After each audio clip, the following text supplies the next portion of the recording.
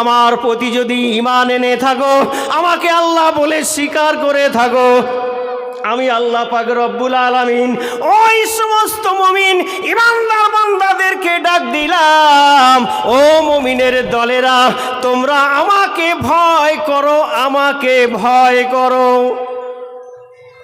কাকে ভয় করতে বললেন? মুমিন ঈমানদার যারা, আল্লাহ বলছে আমাকে ভয় করো। আমার ভাইয়েরা, যুবক জওয়ানেরা, পূর্ববর্তী বক্তা আপনাদেরকে বলছিলেন, ঈমানদারের ভিতরে যদি ঈমানের কোয়ালিটি তৈরি হয়, ঈমানটা যদি মজবুত হয়, ঈমানের পাওয়ার যদি ওর ভিতরে থাকে, ওই বান্দার জীবনে কোনোদিন নামাজ কাজা হবে না।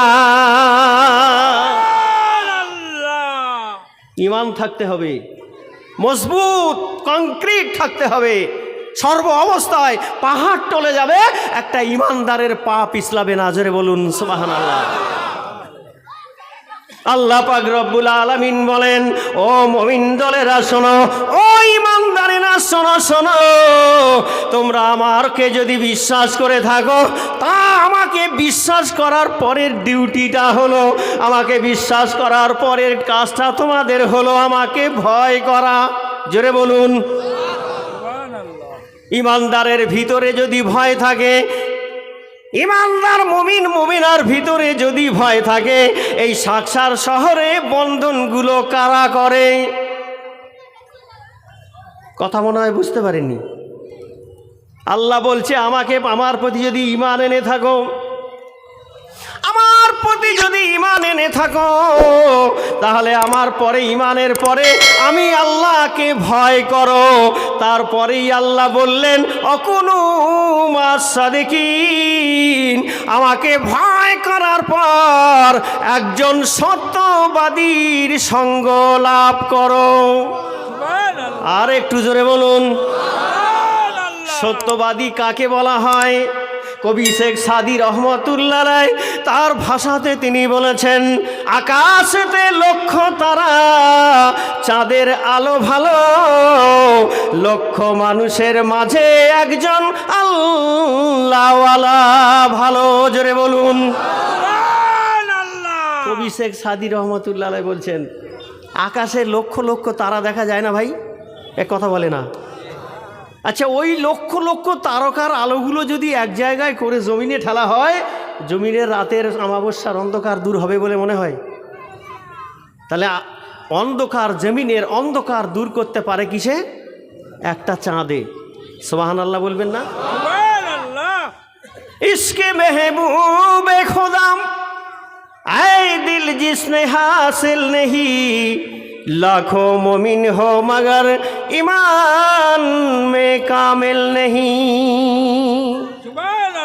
যদি ইমানে কামেল হতে চান, ইমান যদি মোকাম্মেল করতে চান, ইমানকে যদি মজবুত করতে চান, ইমানদার যদি হতে চান, ইমানের কোয়ালিটি যদি বাড়াতে চান, কালবে যদি নূরের বাতি বাড়াতে চান, বাতি যদি জ্বালাতে চান, অবশ্যই অবশ্যই প্রত্যেকটা মুসলমানের আল্লাহওয়ালা নেককার সালেহিনের হুকুম আদেশটা মানা জরুরি।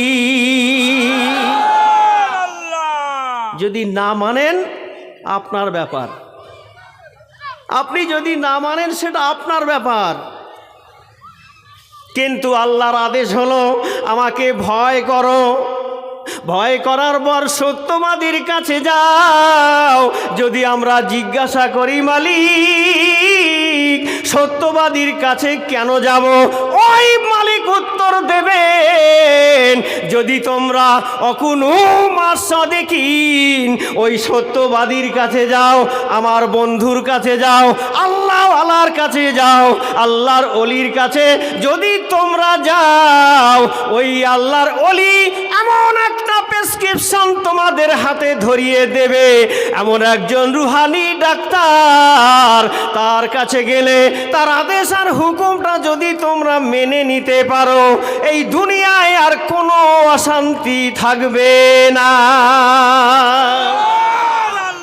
এখন অশান্তি কিসের? কথা বলে না। অশান্তি, নামাজ পড়ে না অশান্তি, রোজা রাখে না অশান্তি, সুদ খায় অশান্তি, ঘুষ খায় অশান্তি, বেপরদায় নারীরা চলে অশান্তি।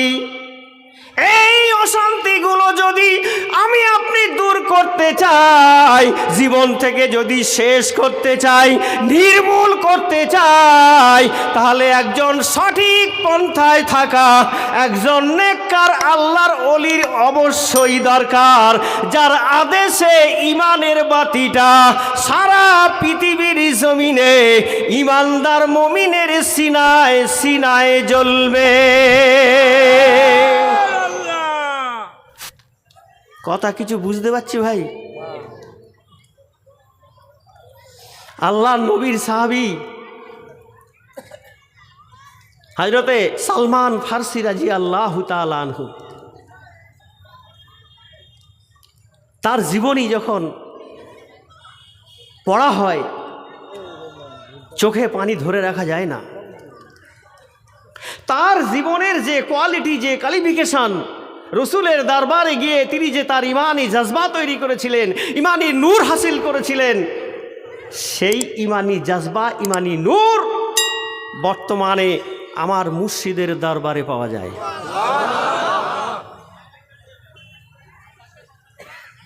আমার ভাইয়েরা, যুবক জওয়ানেরা, আল্লাহ নবীর প্রাণ প্রিয় সাহাবী হযরতে সালমান ফারসি রাদিয়াল্লাহু তাআলা আনহু একজন অগ্নি পূজকারী সন্তান, পৌতলিক দেবতার পূজকারী সন্তান। কিন্তু তিনি তার জীবনে তার পিতা মাতা আগুনের পূজা করে, মা গিয়ে দেবীর কাছে মাথা নত করে। কিন্তু সালমান ফারসি বলেন, না না না, আমি আমার আব্বার সাথে যাই, আমার মায়ের সাথে যাই, কিন্তু না না, আমি মাথাটা নিচু করি বটে, আমার দিল কোনো দিন ঝুঁকাই না। কেন ঝুঁকানো হয় না? হযরতে সালমান ফারসি রাদিয়াল্লাহু তাআলা আনহু বলেন, আমি যখন আসমানের দিকে তাকিয়ে দেখি এই প্যান্ডেলটা তৈরি করতে কতগুলো খুঁটি লাগাতে হয়েছে, তারপর প্যান্ডেলটা টান টান হয়ে দাঁড়িয়ে আছে, আমি হযরতে সালমান চিন্তা করলাম, বিশাল বড় একটা আকাশ, এই আকাশটা বিনা খুঁটিতে যিনি দাঁড়িয়ে দাঁড় করিয়ে রেখেছে তিনি হলেন সর্বসৃষ্টির শ্রেষ্ঠ রব, একজন আল্লাহ। জোরে বলুন সুবহানাল্লাহ। তিনি সর্বসৃষ্টির শ্রেষ্ঠ রব, আমার আল্লাহ। জোরে বলেন সুবহানাল্লাহ। তিনি গবেষণা করে, রাতে ঘুমিয়ে ঘুমিয়ে চিন্তা করে, এর পেছনে নিশ্চয়ই কেউ একজন আছে। হযরতে সালমান ফারসি রাদিয়াল্লাহু তাআলা আনহু জীবনীটা অনেক লম্বা, কিন্তু বলা সম্ভব নয়, যেহেতু সময় কম, আমি সংক্ষেপ করে আপনাদের কেটে বুঝিয়ে দেওয়ার চেষ্টা করি। সালমান ফারসি তার ধর্ম ছেড়ে দিয়ে আল্লাহকে পাওয়ার জন্য, আল্লাহর দিন হাসিল করার জন্য, ইমানদার মুমিন হওয়ার জন্য তার ধর্ম ছেড়ে দিয়ে অনেক দিন ধরে, বহুদিন ধরে তিনি আর একটা ধর্ম পালন করেছিলেন। সেই ধর্মেও থাকার পরে শান্তি পেল না। শান্তি না পাওয়ার পর হযরতে সালমান ফারসি রাদিয়াল্লাহু তাআলা আনহু ওখান থেকে বেরিয়ে চলে আসলেন। পেছনে তার জীবনের অনেক লম্বা ঘটনা, বলতে গেলে মিনিমাম 2 ঘন্টা সময় লাগবে। তার গোটা জীবনটা যদি বলা যায়, গোটা জীবনই যদি আলোচনা করা যায়, আমার ভাইয়েরা, যুবক জওয়ানেরা, তাহলে একবার এত মজমা ভরা মানুষ আমরা তার জীবনীর কাছে হার মেনে যাব। কেউ আমরা হাত তুলে স্যালুট জানাতে পারবো না, কেউ জানাতে পারবো না। হযরতে সালমান ফারসির ভিতরে ছিল ইমানের আগুন। আল্লাহ যাকে ইচ্ছা তাকে হেদায়েত দান করেন। জোরে বলুন,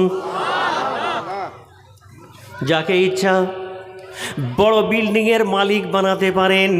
আবার যদি ওই বান্দার, ওই মালিকের, ওই বিল্ডিংয়ের মালিকের যদি অহংকার বেড়ে যায়, আবার আমার মালিক 5টা সেকেন্ডও লাগবে না 10 তলা থেকে গাছতলায় নামাতে। কথা ঠিক কিনা বলেন?